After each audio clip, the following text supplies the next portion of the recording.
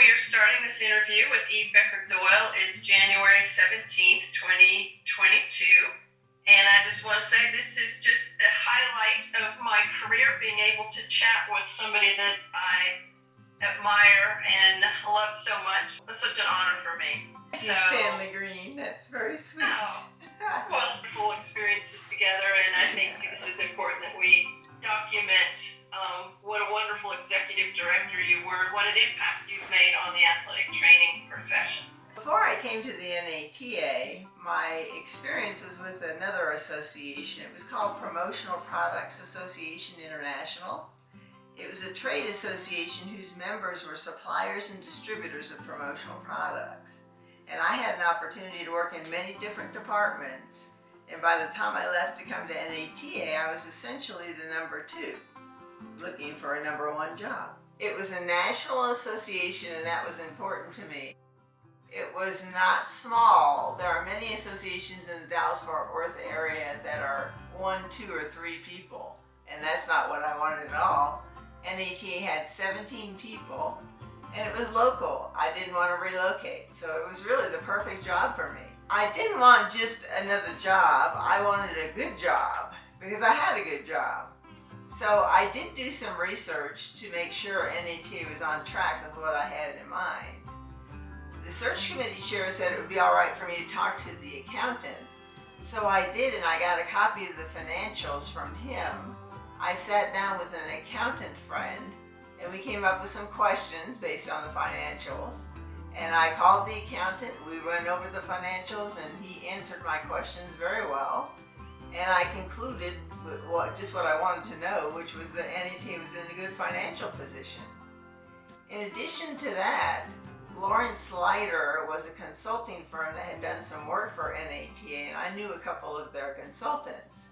So I spoke with Gary, who did the NATA strategic plan, and I spoke with Katie, who ran the search that produced Alan Smith, which was not a great success. They all said good things about NATA. I also talked to a staff person in the meetings department that was a mutual acquaintance with somebody I worked with, and got the perspective from the staff side. So all in all, I did a good bit of research, and it all turned out. I assumed they were probably looking for someone who didn't look like me.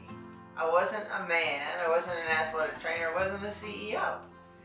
But I was convinced the job was right for me, and at the end of my search committee interview, I said, look, I know I don't look like what you think you're looking for. I don't meet that profile. However, I am very good at what I do. And if you hire me, there may be some questions, not controversy perhaps, but questions about the fact that I'm not an athletic trainer or a man or whatever. But in a year from now, all you will hear from the members is she does a good job and she was a good hire. And by the grace of God, they hired me. And I worked there 20 years and had a lovely, lovely run. Denny made me aware that soon after I started that the CEO job was a people job. Denny told me that he had been in a board meeting with Alan Smith, his first board meeting that he attended, and he thought that Alan was smart. He thought that Alan knew association management, and that he probably had some good ideas, but he didn't want to go for a beer with him.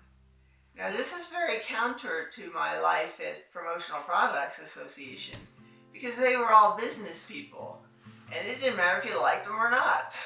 And a lot of times you didn't like them. But athletic trainers are relationship people. They're people, and you need to be the right personality match to make it work, and it was a match. I knew when I was hired that there was a distrust going on between the members and the board and the leadership. And I also knew when I observed the board in action that they were working so hard to do the right thing, and that's all they would consider. I mean, they worked hard to prepare. They came, they discussed issues. Everything they did was on the up and up, but there was no way the members could see that because the board meetings were closed. So I recommended we open up the board meetings so they could see what I had seen, which is just that the board was trying to do the right thing all of the time. And our first occasion for that to occur was the national convention. And I bet we had 45 or 50 people in there for the first couple days. And of course, over the years, we didn't necessarily have a lot of people, but we did open communication channels and alleviate the distrust. Bobby was the first president of the NATA, and he was a great leader and a great guy. When I first started at the association, he had sort of separated himself from the association. He was alienated. I don't remember all the reasons why. I just remember that he didn't come to meetings, he didn't really participate, and he just didn't want anything to do with us. So as a result, I made a phone call to him early on. I'd asked the board to identify members I should call and introduce myself to and ask questions about the profession. And I called him and he was lovely. He was just lovely. It was a nice conversation. And out of that conversation, I ended up inviting him to come to the national office and visit us. And he did. He lived in Houston. We were in Dallas, so he took a Southwest flight up for the day. I picked him up. I had him speak to the staff, and he loved that. And it was great for them and great for us. And then we took him to lunch, the department heads and I, and made much of him. We had a great time. He went home that afternoon, and he was so happy. And then thereafter, we stayed in touch by phone. And anytime I was at a meeting where he was, I made a point to sit down with him for breakfast or coffee. And he was just a great guy. He was sort of a curmudgeonly sort. That was his persona. So I'd ask him, "Bobby, how are you?" And he'd say, "Well, I'm going to make it one more day." He was a great guy, and it was an honor to know him.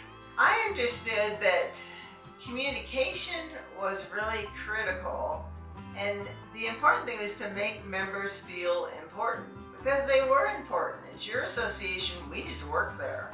We needed to make it clear that you were important to us. And so I always tried to greet members who came in for committee meetings. Maybe I wasn't in the meeting, maybe I was, but we always said hello and tried to introduce them around the office, and it was just important. Members are important, and we wanted them to feel that. It was important for everyone to understand the profession to the degree that they could. Now for me, there was more expectation of that, of course, than there would be for the staff. And I could get out and travel and go visit athletic training rooms, whereas the staff didn't have that flexibility. So it was important that the staff learn about athletic training through guest speakers and visiting with members when they were in and that sort of thing. The issue of men being more in leadership and therefore being fewer women around, that was never anything that I even noticed or bothered me. I always considered it an advantage to be a woman. And I suppose that's probably because in my personal life, I was raised by my father and two older brothers. That's who I grew up with. My mother died when I was very young. I didn't even remember her. So it was, I guess I had a comfort level. I didn't even think about it. I remember once when Denny asked me, "How does your father think about Barry staying home with the kids?" Well, I don't know. And, it was just how we do things. We never talked about it.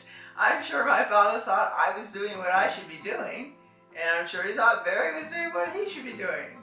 So what's the matter with that? Well, in fact, that's one of the things I'm most proud of in my 20-year tenure.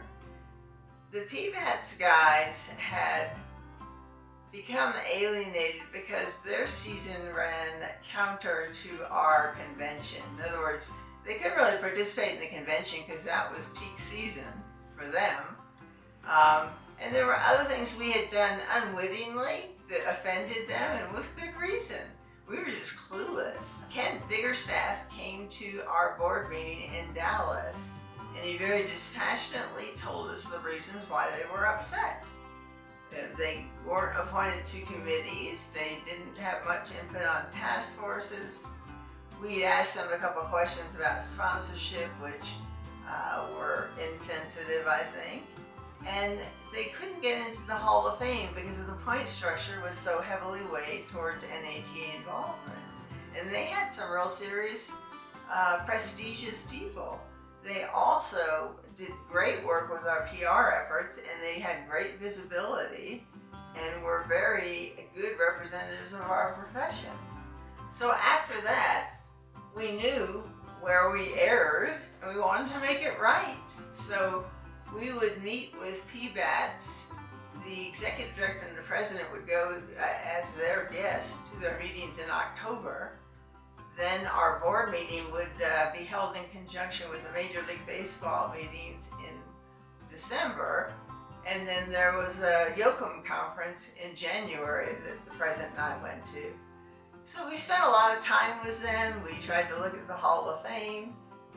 We just became aware of how much they had to contribute and how they had inadvertently been sort of locked out. So they have been really good friends to me, and I enjoy very much the time we spent with the PBATS guys. They're great. I love them.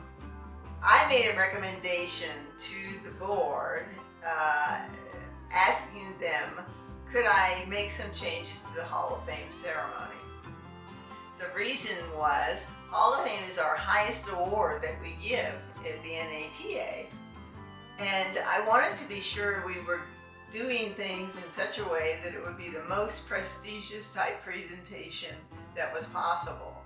And we used to have people at the head table. The year before, we had 7 inductees, and every inductee had at the head table with them a spouse, partner, parents, whomever, and their nominator. And by the time you had the awards committee person, chair, the president and the executive director, it was like 25 people. We had 3 tiers, and I was sure someone coming from the 3rd tier was going to break their neck walking down to make their remarks. So I also observed how other associations do things, because you get great ideas that way and you can learn model practices and it just makes sense. Well, typically it seemed that they were going away from head tables. That was sort of becoming an outmoded method of recognition. So the board agreed I could try this new procedure, and I promised that if it didn't work out, we'd go back to what we'd always done. And it worked out okay. On the day of the ceremony, we had all the existing Hall of Fame on the stage behind the curtain. And this was a general session, so 2,000 to 3,000 people were there. So the ceremony began, pull aside the curtain, and there the Hall of Fame was, 75 or 80 of them, looking out at hundreds of people who were applauding and cheering them. They thought that was pretty cool. Then we went to the induction ceremony, which involved having the inductees on the stage in easy chairs. And they were on the stage the whole time, and they went forward to make remarks when they were called for their induction. And at the end, the nominators came on the stage and helped them into their jackets. So it was a huge success, and my understanding is we still do that today. Keeping with the same idea, but seeing how other associations do things to get good ideas and model practices for your own association, I realized that other associations pretty much all charge for listing a vacancy notice. Associations typically have the market on people that would fill jobs, and so they could charge for it. It was pretty much a no-brainer. So when I realized this was done uniformly, but we didn't charge, I recommended that we institute a $200 charge to list a job on a career center. It was very controversial. And it's pretty funny. I'm always surprised when that happens. So I was estimating we would make $200,000 from the first year of revenue if we implemented this charge. And to me, that was a no-brainer. The charge would not be paid by athletic athletic trainers. It'd be paid by the institutions and employers of athletic trainers. Now there'd be a few athletic trainers who might, own the clinic per se, but mostly it was not. And the new source of revenue is just so much revenue, you just can't turn something like that down because it enables you to offer more services and so on. So it was discussed over 2 days at the board meeting, and they did not like it. Athletic trainers like to, given this away free before, and they wanted to continue that. They're just nice people, and they just didn't see the business reason for doing anything else, even though it was common practice. So, Chuck Kimmel was our finance committee chair, and we discussed this over 2 days. Thursday afternoon, we discussed, and there was not a lot of support for it, I have to say. We broke for dinner, we came back the next day. Chuck was against it to begin with on Thursday. And apparently, overnight, he had a change of heart. And we can't remember why this happened. He may have remembered as finance committee chair, he was responsible for new streams of revenue. That might have done it. Or maybe Julie got to him and said, hey, you need to toe the line here. I don't know. He doesn't even remember. But he came back. He was very persuasive. He's highly respected. And so he changed some people's minds. We took the vote. It was 5-5. And this is Julie's first meeting to chair as president. And our president only votes in the case of a tie, which is very rare. And she voted in favor, and so it came to pass. She fussed. What do you mean making me vote in a tie vote in an unpopular situation? It was highly controversial. The members did not like it. But we produced $296,000 the first year. Now, 15 or 20 years later, it's more than 500,000. And Chuck has pointed out since that date, 2004, we have not had a dues increase. Dues have been level since then because we have the source of revenue. So, makes sense. In fact, that reminds me of a story. Athletic trainers don't think like business people. That's one reason they're so nice.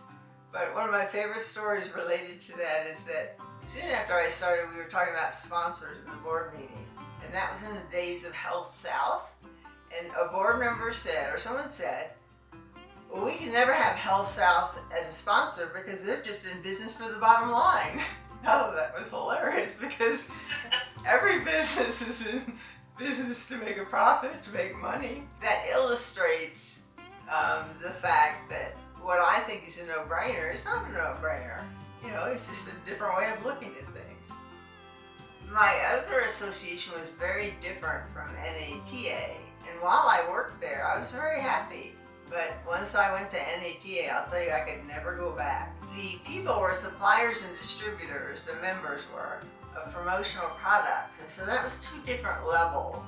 Athletic trainers are all on the same level because they're all the same thing. But if you're a supplier and distributor, you do business with each other, and you often have business disagreements. You also have different perspectives. So it was rare for us to have a unanimous vote at the PPAI board meetings. They just thought differently. They'd say so. They'd fuss at each other. They'd do all kinds of things. While it was unusual to have a unanimous vote at PPAI, it was regularly pretty much the standard to have a unanimous vote at NATA. The president only rarely had to break a tie because people, by the time they got around to voting, they were unanimously of the same thinking. The family side of the equation is very important, and I think athletic trainers were really understanding of that. I was able to bring Barry on many trips, and that sort of took the difficulty out of not being at home. He felt very welcomed, and the board was very open to him and embraced him, if you will, as did all the athletic trainers. He still has good athletic trainer friends from NATA days, and that was 10 years ago almost. On one occasion, someone made him a badge and it said Barry Doyle, Cabana Boy. And he loved that. He thought that was so funny.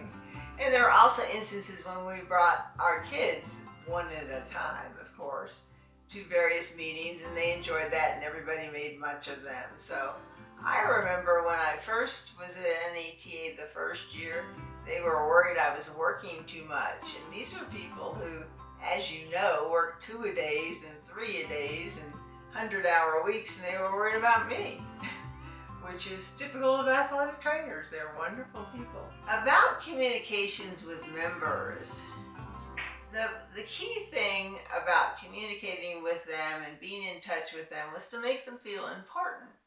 It was their association, and they were important. The staff and I both tried to make them feel that way. One thing I did is I learned this from my mentor. I didn't screen calls. I wouldn't let them screen my calls. So if somebody called for me, they got through to me, hopefully. And because I wanted them to know that I was there for them. I also dictated bios in the evening and on the plane home and in my hotel room. When I visited with members, I would learn facts about their life, just as they learned about mine. But there were so many of them that I couldn't remember them, but I knew it was critical that I do that so the next time I saw them, I could ask them something about their spouse or their child who was in school or whatever. So I dictated these bios, and they were one-page sheets that were put in a notebook by district. So if I was going to the District 7 meeting, take out the section of the book on District 7 people and read it on the plane. Also, I tried to use greeting cards. I love sassy greeting cards. And I tried to use them for members on appropriate occasions. I had a couple favorite ones. Whenever I saw them in the store, I would buy all of them. One was a greeting card with a picture of a plumber guy from the backside.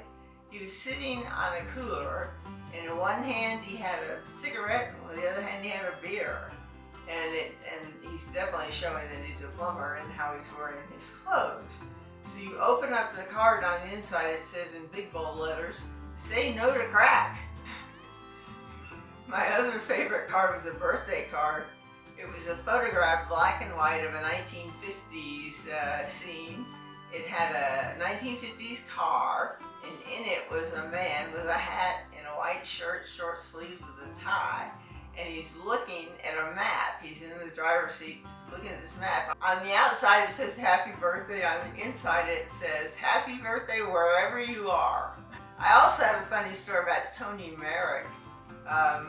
He missed a finance committee call. He's a great guy. But I called him that afternoon because he had said he was going to be, and we expected him. So I said, "Tony, you missed a call. Where were you? We missed you." He says, "I got my time change confused." And I said, "Tony, the time is the same every month. How could you do that?" Anyway, I sent him a card later that he liked quite a lot. It has a little boy and a little girl on the outside, and the girl is hugging the boy, and you open it up and it says, "I like my man a little bit dumb." So Tony used to tell stories on himself. He used to always say his ex-wife was a lot smarter than he was. And I guess that may have been the case. He also told a story on himself about when he took the GREs. The proctor says, while they're sitting there getting ready to take the exam, the proctor says, "There will be no erasures on this exam." He says, "Gosh, I'm glad I didn't study erasures." Suzanne told me after one convention that I had sent 105 letters to members, just following up with them and saying hello and good to see you. She thought that was pretty impressive. Well, I'll tell you, in terms of dessert, I do have a sweet tooth.